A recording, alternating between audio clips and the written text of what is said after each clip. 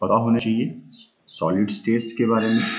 First point मैंने क्या बताया, ये आप पहले से भी जानते हैं कि इनका डेफिनेट शेप होती है, डेफिनेट वॉल्यूम होता है, डेफिनेट मास होता है। इनके बीच में जो इंटरमॉलिक्यूलर फोर्सेज ऑफ अट्रैक्शन होती हैं, दे आर वेरी स्ट्रॉन्ग।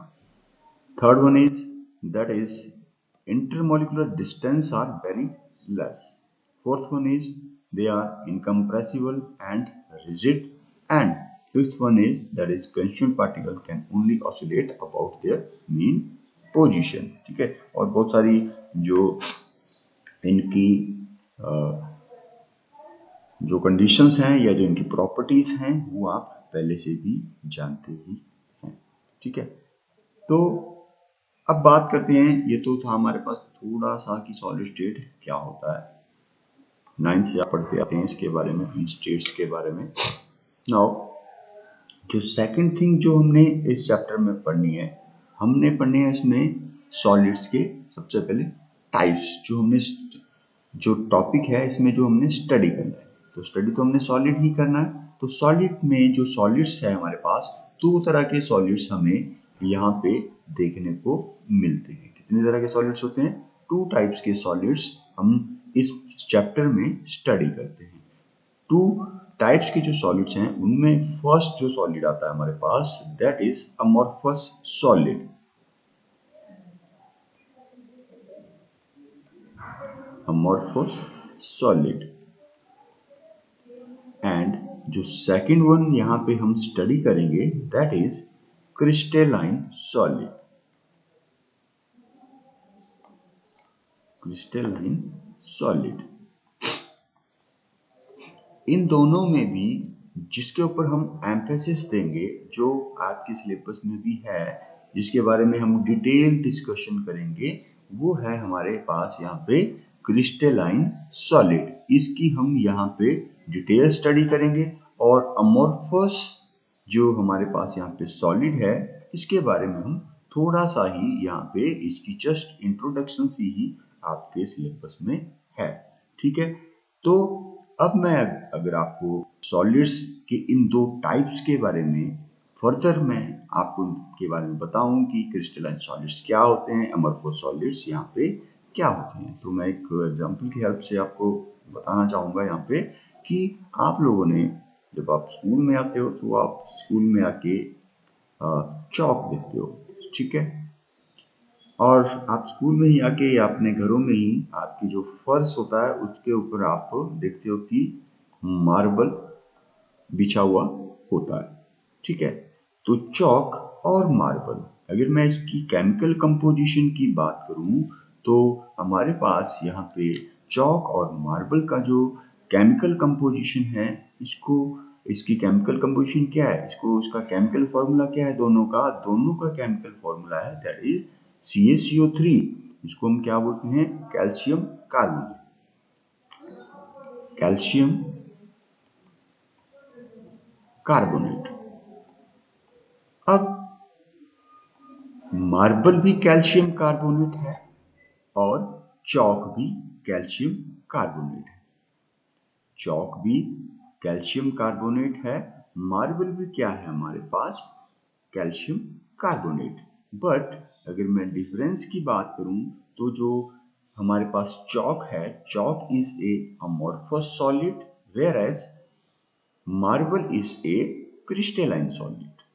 अब आपने ध्यान दिया होगा कि चौक जो होता है, ठीक है, चौक से हम क्या कर सकते हैं? चौक से हम ब्लैक, जो आपका ब्लैक बोर्ड होता है, उस पर हम क्या कर सकते हैं? इजीली लिख सकते हैं। बट मार्बल से हम इजीली ब्लैक बोर्ड पे नहीं लिख सकते, उससे लिखा ही नहीं जाएगा। तो इनकी प्रॉपर्टीज आप देख सकते हैं कि कितनी डिफरेंट हैं दोनों ही सॉलिड्स की। हैं दोनों सॉलिड्स, बट जो प्रॉपर्टीज हैं दोनों की वो क्या है यहाँ पे? डिफरेंट। अब हमने ये जानना है कि ये जो प्रॉपर्टीज हैं ये क्यों अमॉर्फस सॉलिड की डिफरेंट होती हैं क्रिस्टलाइन सॉलिड से। अगर कहीं पे पता नहीं चलेगा तो आप मुझे बता सकते हैं। तो अब इसमें जो फर्स्ट जो यहाँ पे हम प्रॉपर्टीज इनकी देखेंगे कि अमॉर्फस सॉलिड किस तरह से क्रिस्टलाइन सॉलिड से डिफरेंट है, क्या कारण है कि जिसके कारण हम चौक से जो है ब्लैक बोर्ड के ऊपर लिख देते हैं, बट जो आपका मार्बल होता है उससे हम नहीं लिख पाते हैं। एक बहुत रिजिड है, एक बहुत आपका सॉफ्ट है। तो ऐसा क्यों होता है, ऐसा क्या है? दोनों में है तो सॉलिड ही, ठीक है। तो इस चीज के बारे में हम देखते हैं। अब जो फर्स्ट थिंग जो आपने अब ध्यान देनी है यहाँ पे, ठीक है, मैं यहाँ पे फिर से लिख रहा हूँ यहाँ पे अमोर्फोस सॉलिड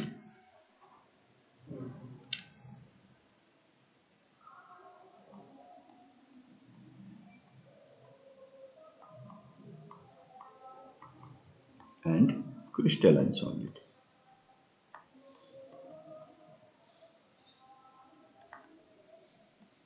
यहीं से ही आपका ये जो टॉपिक है ये क्लियर हो जाना चाहिए आपको। दोनों में डिफरेंस भी, उनकी डेफिनेशन, एवरीथिंग यहाँ से क्लियर हो जाना चाहिए। तो जो मैंने अभी बात की अमोर्फस और क्रिस्टलाइन सॉलिड की, तो जो फर्स्ट थिंग आपने इन दोनों में ध्यान में रखनी है, जो इनमें सबसे बड़ा कारण है इनकी प्रॉपर्टी का, तो वो क्या है कि जो हमारे पास अमोर्फस सॉलिड्स होते हैं इनमें बने तो ये भी कंस्टिट्यूएंट पार्टिकल्स हैं, कोई ना कोई पार्टिकल्स है जिनके मिलके ये बने हैं, और क्रिस्टलाइन सॉलिड भी पार्टिकल्स से मिलके ही बने हैं। तो पार्टिकल्स, जिन पार्टिकल से ये मिलके बने हैं उनकी क्या होती है, कोई ना कोई उस सॉलिड के अंदर अरेंजमेंट होती है। क्या होती है? कोई भी सॉलिड बन रहा है, जैसे NaCl बन रहा है, या हमारे पास कैल्शियम कार्बोनेट का क्रिस्टल हमारे पास बन रहा है, या कोई भी दूसरा हमारे पास सॉलिड फॉर्म हो रहा है। तो इसमें क्या होगा, अरेंजमेंट होगी किसकी, कंस्टिट्यूएंट पार्टिकल्स की। तो अमोर्फस सॉलिड की अगर मैं बात करूं तो इस केस में जो कंस्टिट्यूएंट पार्टिकल्स होते हैं दे आर इरेगुलर अरेंज्ड, यानी कि अमोर्फस सॉलिड में क्या होता है, irregular arrangement of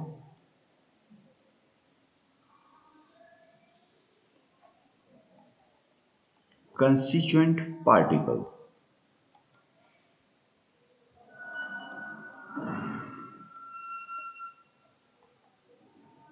And in case of crystalline solid, there is regular arrangement of constituent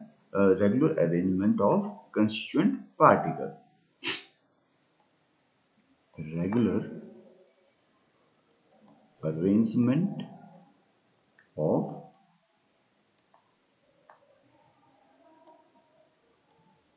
constituent particle. एक के केस में इरेगुलर अरेंजमेंट होगी, दूसरे केस में रेगुलर अरेंजमेंट होगी। अब ये रेगुलर और इरेगुलर अरेंजमेंट्स क्या है? फॉर एग्जाम्पल हमारे पास यहाँ पे कोई सॉलिड बन रहा है, NaCl ही मान लेते हैं। तो NaCl क्या है, एक क्रिस्टलाइन सॉलिड है, ठीक है।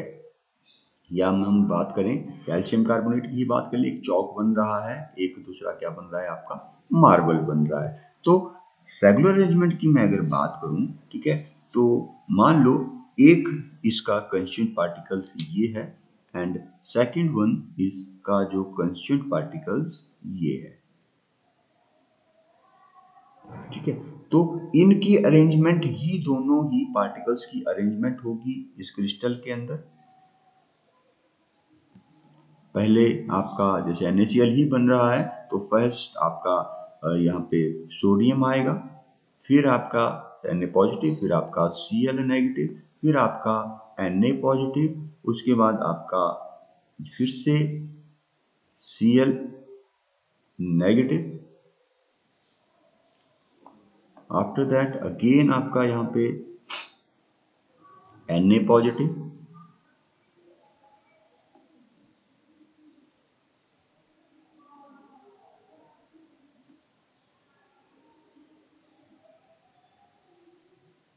यहाँ पे बना रहा हूँ।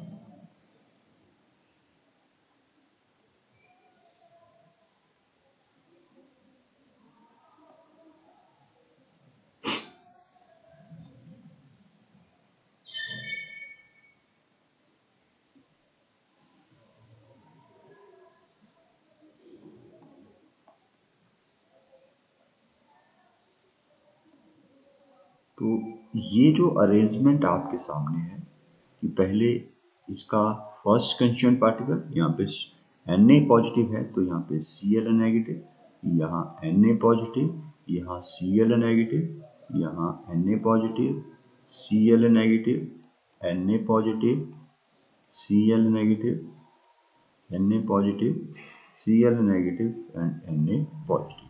तो इसमें एक रेगुलर तरह की अरेंजमेंट हो रही है एक के बाद, जैसे यहाँ पे Na है, फिर Cl, फिर Na, फिर Cl, फिर Na, फिर Cl, फिर Na, फिर Cl नेगेटिव, Na।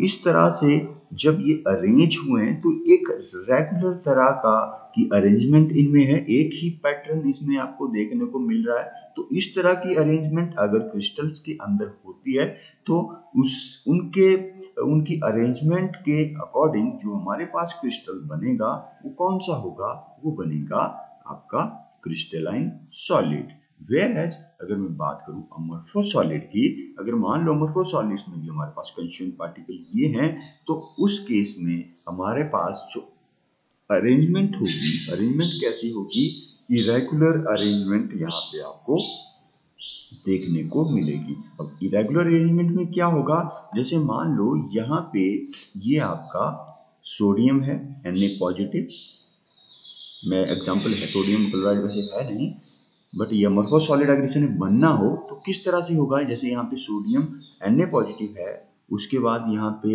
एक और Na पॉजिटिव आ गया, उसके बाद यहाँ पे एक और Na पॉजिटिव आ गया, फिर यहाँ पे Cl नेगेटिव आ गया, फिर उसके बाद यहाँ पे Cl नेगेटिव आ गया, फिर यहाँ पे फिर से Na पॉजिटिव आ गया, यहाँ पे फिर से यहाँ पे Cl नेगेटिव आ गया, यहाँ पे फिर से यहाँ पे Na पॉजिटिव आ गया। यानी कि इस केस में आपको कहीं पे भी रेगुलर तरह की अरेंजमेंट यहाँ पे देखने को नहीं मिलेगी। आपको यहाँ पे जो है इरेगुलर तरह से जो कंस्टिट्यूएंट पार्टिकल्स हैं वो अरेंज होते हुए यहाँ पे दिखेंगे। और जब यहाँ पे इरेगुलर अरेंजमेंट होगी तो जो हमारे पास यहाँ पे सॉलिड की जो फॉर्मेशन होगी, जो यहाँ पे सॉलिड आपको देखने को मिलेगा, उसका जो नेचर होगा वो कैसा होगा, वो अमोर्फस सॉलिड की फॉर्म में यहाँ पे बनेगा।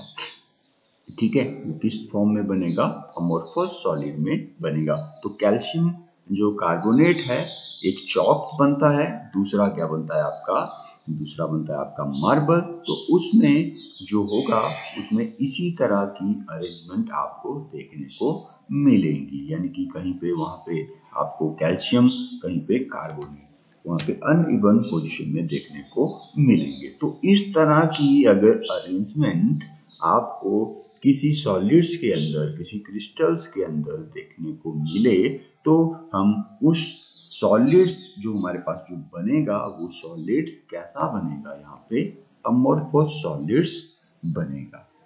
ठीक है, किसी को कोई कंफ्यूजन हो इसमें? ओके, नाउ सेकंड थिंग जो यहाँ पे आती है अब हमारे पास,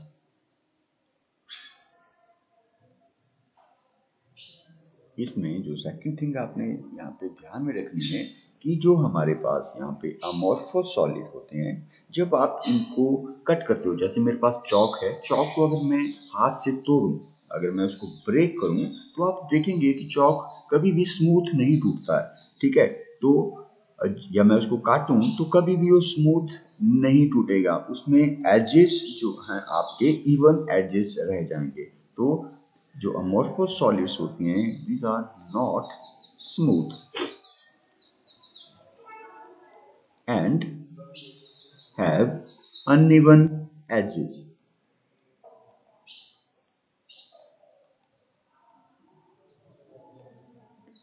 But in case of crystalline solid, when we cut the crystal cut very smooth and with sharp edges। ये क्या होता है, बहुत ही ज़्यादा स्मूथ कटता है और इसके जो एजेस होते हैं, जो एजेस होंगे इसमें वो कैसे होंगे, शार्प एजेस आपको इसमें देखने को मिलेंगे। ठीक है, तो कभी अगर टाइल तोड़ें आप तो वो बहुत ही ज़्यादा शार्प टूटती है। ठीक है, तो जो आपका, क्योंकि यहाँ पे होता क्यों है ऐसा कि एक स्मूथ टूट रहा है, एक शार्प टूट रहा है, ठीक है। तो ऐसा क्यों होता है? क्योंकि इसमें रेगुलर अरेंजमेंट है, जब भी टूटेगा ये या तो आप ऐसे तोड़ेंगे तो ये इकट्ठा यहाँ से टूट जाएगा, अगर मैं इसको ऐसे तोड़ूंगा तो ये यहाँ से इकट्ठा इस तरह से टूट जाएगा। बट इसमें क्या है, इसमें आपका ये इस तरह से टूटेगा, इस तरह से टूट सकता है, ये आपका इस तरह से टूट सकता है, ठीक है। क्योंकि इसमें अरेंजमेंट क्या है, इसमें जो अरेंजमेंट है वो क्या है, इरेगुलर अरेंजमेंट आपको यहाँ पे देखने को मिल रही है। ओके, नाउ जो थर्ड पॉइंट यहाँ पे आता है, it is very very important. जो थर्ड पॉइंट जो है वो बहुत ही ज़्यादा इम्पोर्टेंट है, पेपर में मैक्सिमम टाइम पूछा जाता है। जब आपका यूनिट टेस्ट होगा उसमें भी आपको क्वेश्चन यहाँ से बनता है, ठीक है। क्वेश्चन क्या बनता है, या यहाँ पे मैं प्रॉपर्टी के बारे में आपको इसकी मैं बताऊं तो जो हमारे पास अमॉर्फस सॉलिड्स हैं, these are isotropic in nature, isotropic in nature, whereas crystalline solids are anisotropic in nature.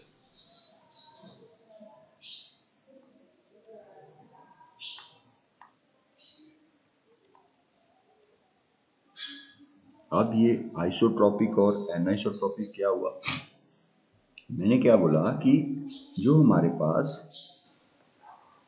Amorphous solids होते हैं, these are isotropic in nature, and whereas जो हमारे पास क्रिस्टलाइन सॉलिड्स होते हैं, these are anisotropic in nature. अब ये anisotropic और आइसोट्रॉपिक नेचर क्या हुआ, ठीक है। तो अगर मैं आपको सिंपल इसको बताऊं तो जैसे ये हमारे पास एक सॉलिड है,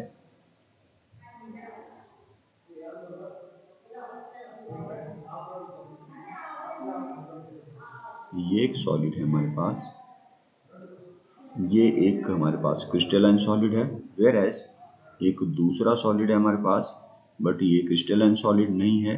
ये किस तरह का सॉलिड है, ये हमारे पास अमॉर्फस सॉलिड है जिसमें अनइवन अरेंजमेंट है, कोई भी कंस्टिट्यूएंट पार्टिकल कहीं पे भी जाके क्या हो गया है, आपका लग गया है, ठीक है। अब एनाइसोट्रॉपिक में हम क्या स्टडी करते हैं, हम उस सॉलिड की डिफरेंट प्रॉपर्टीज को स्टडी करते हैं। हम क्या करते हैं, यहाँ पे जो सॉलिड होता है उसकी प्रॉपर्टीज को स्टडी करते हैं, ठीक है। जैसे एग्जांपल के तौर पे अगर मैं एक स्टडी की बात करूं, एक प्रॉपर्टी की बात करूं, जैसे आप फिजिक्स में भी पढ़ते हैं रिफ्रैक्टिव इंडेक्स,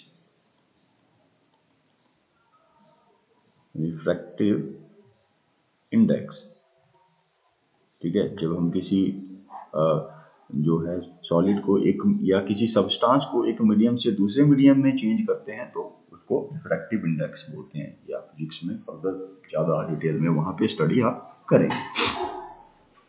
तो जो रिफ्रैक्टिव इंडेक्स होता है, जब हमने क्या किया, हमने इस सॉलिड की, जैसे ये मेरे पास एक क्रिस्टलाइन सॉलिड है and first one is crystalline solid and second one is amorphous solid. अब हमने क्या किया, हमने इस सॉलिड की प्रॉपर्टीज जाननी है, ठीक है, इसका रिफ्रैक्टिव इंडेक्स जानना है। तो मैं क्या किया, मैंने इसके कंस्टिट्यूएंट पार्टिकल्स, मैंने इसके रिफ्रैक्टिव इंडेक्स जाना, तो मैंने क्या पाया, जब मैं ये जो इसके इस वाले में मैं समझाता हूँ, यहाँ पे लिखा हुआ हमने, इसी में मैं क्या करता हूँ, मैं अगर इस डायरेक्शन में जाके इसकी प्रॉपर्टी को स्टडी करता हूँ। मैंने क्या किया, मैं इस डायरेक्शन में जाके इसकी प्रॉपर्टी को स्टडी किया, तो मुझे इस डायरेक्शन में जाके कुछ और प्रॉपर्टी मिली, क्योंकि यहाँ पे कंस्टिट्यूएंट पार्टिकल क्या है, यहाँ पे Na है, यहाँ पे Cl है, यहाँ पे Na है, यहाँ Cl है, यहाँ पे Na है, ठीक है। एक बार मैं इस डायरेक्शन में गया, एक बार मैं इस डायरेक्शन में गया, तो जब मैं इस डायरेक्शन में गया तो मुझे कुछ और प्रॉपर्टीज मिली इसकी,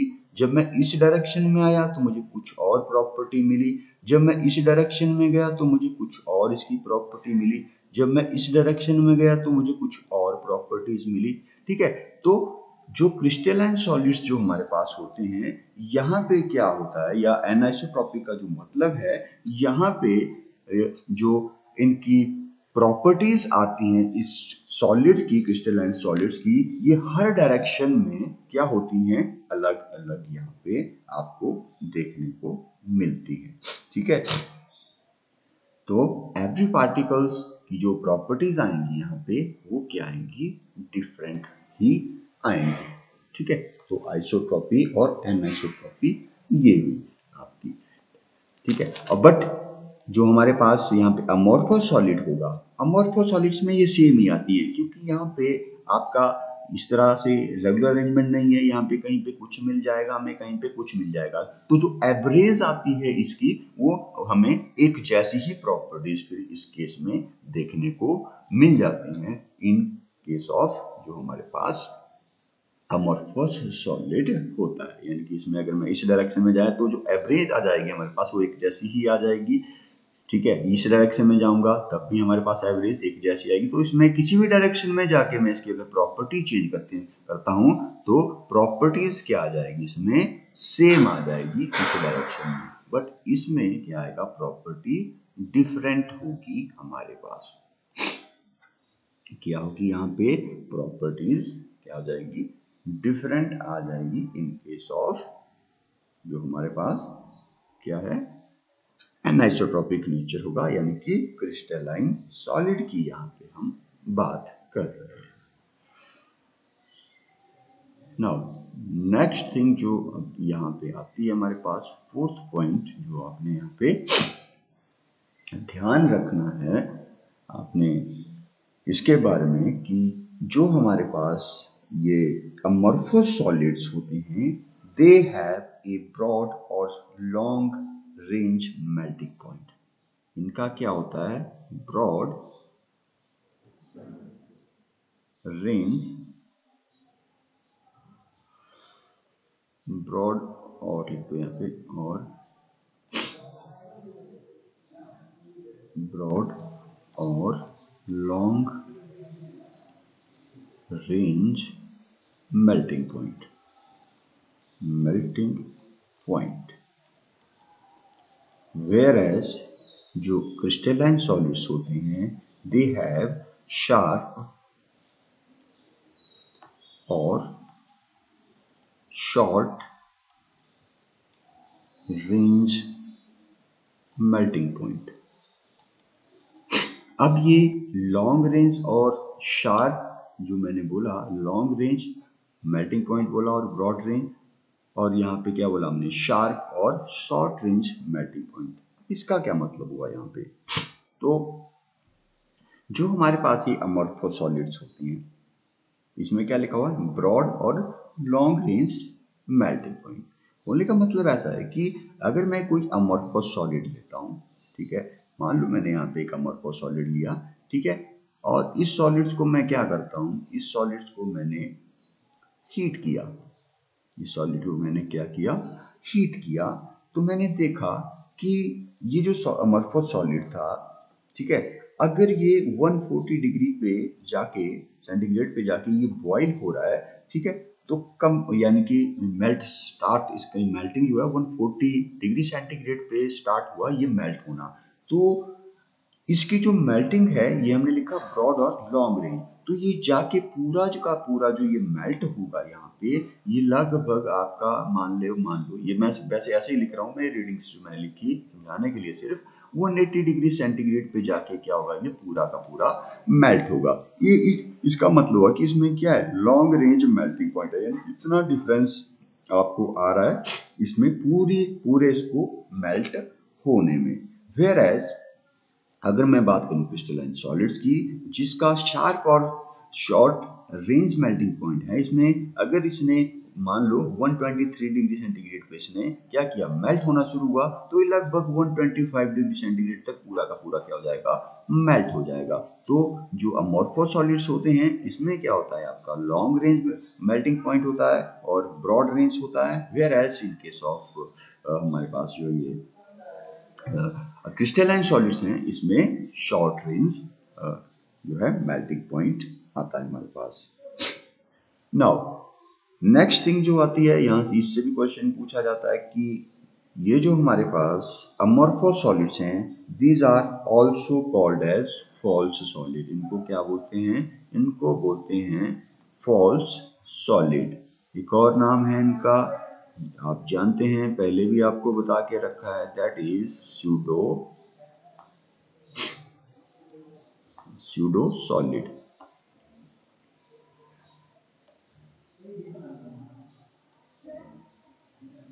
स्यूडो सॉलिड, इनको क्या बोलते हैं? इनको स्यूडो सॉलिड्स भी बोलते हैं। एक और नाम है इनका सुपर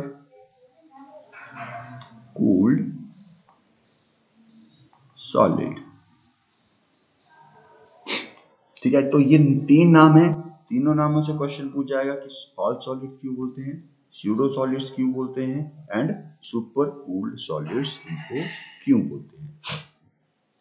ठीक है, तो स्यूडो सॉलिड्स और फॉल्स सॉलिड्स हम तो एक ही मतलब है, क्योंकि इनमें क्या होती है, ये रेगुलर अरेंजमेंट होती है, इनके कंस्टिट्यूएंट पार्टिकल्स दिखते हैं सॉलिड की तरह, बट ये होते नहीं है सॉलिड।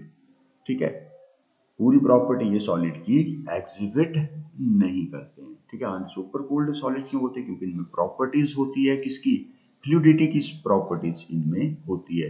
इनकी एक प्रॉपर्टी है, यानी कि ये फ्लो कर सकते हैं। जैसे आपने ग्लास देखा हुआ है, ठीक है, अपने घरों में जो आपकी विंडो लगी होती है, ठीक है, विंडो फैन जो लगे होते हैं, तो उसमें अगर आप देखोगे, क्योंकि वो गर्मी और सर्दी दोनों में वहीं पे रहते हैं, तो आप ध्यान देंगे तो वो जो आपके घरों में शीशे होते हैं, तो जो उसकी जो लोअर पार्ट होता है, वहां से क्या हो जाती हैं, ये आपके थिक हो जाते हैं, और अपर जो उसका होता है, ये क्या रहता है? थिन रहता है। ठीक है, क्यों रहता है? क्योंकि इसमें प्रॉपर्टी होती है फ्लो करने की, इसीलिए ये जो आपके जो होते हैं आपके अमॉर्फस सॉलिड्स, ये क्या होते हैं, इसके कारण ये नीचे से थिन हो जाते हैं और ऊपर से ये थिक रहते हैं, इसलिए इनको सुपर कूल्ड सॉलिड भी बोला जाता है, क्योंकि ये आपकी यहाँ पे जो है